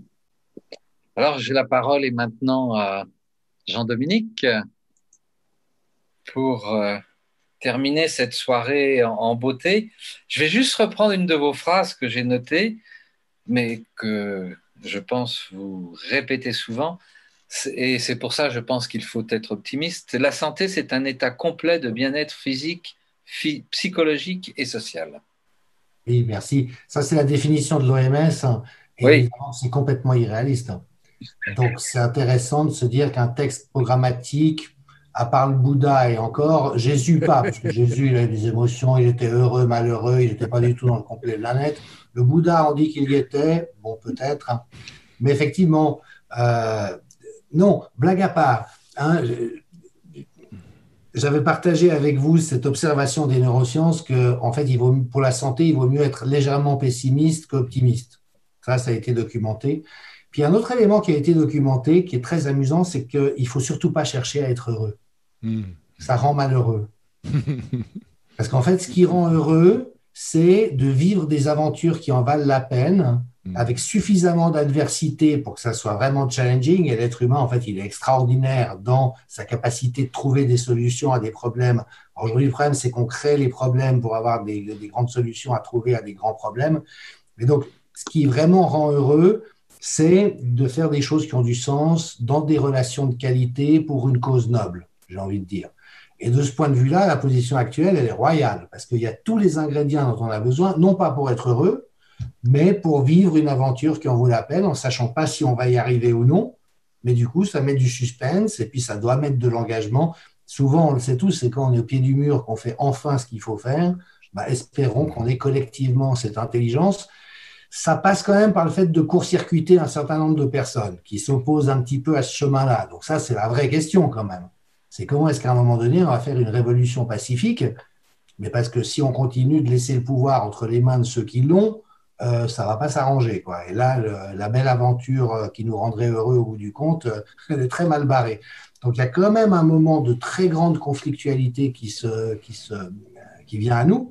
Puis en même temps, voilà, on peut espérer qu'il y ait des réponses plus intelligentes que la violence dans les rues à trouver par rapport à ça, et s'engager dans cette direction, parce que je crois que là, dans le pouvoir d'agir, il y a vraiment cette question de posture, il y a vraiment cette question de nos valeurs qui font quille, même dans la bourrasque, et que finalement, il n'y a pas de contagion plus efficace que celle de cette exemplarité dont on est tous capables à certains moments et pas à d'autres, et aussi l'humilité avec laquelle on peut accepter quand on n'en est pas capable. Ça fait aussi partie du tout, quoi. Mais en tout cas, un immense merci pour cet échange. Je ressors très enrichi et comblé de ces 2 heures passées avec vous, et à vous, Didier, pour nous l'avoir proposé. Merci infiniment, merci vraiment beaucoup. Et puis effectivement, même si c'est via le digital et la technologie, soyons ensemble et continuons à porter l'espoir, pour reprendre les mots de Géraldine. Construisons notre film du futur, n'est-ce pas, Jean-François, avec les données d'Henri et sur les conseils de Jean-Dominique. Je vous souhaite à toutes et à tous une excellente soirée. Merci. Et alors certainement à bientôt, puisqu'on va organiser d'autres moments de ce genre, avec peut-être les mêmes interlocuteurs ou peut-être d'autres. On verra en fonction de vos choix. N'hésitez surtout pas à nous faire part. J'ai mis dans le chat mon adresse mail, vos commentaires, vos critiques, vos suggestions, les thèmes que vous aimeriez que nous abordions, de telle sorte que nous puissions continuer à organiser ce type d'émission et puis qu'on devienne de plus en plus nombreux pour échanger tout cela et construire ensemble. Merci infiniment et surtout faites-le. N'hésitez pas à diffuser et à très très bientôt. Merci. À très bientôt. Merci. Merci. Au revoir. Au revoir.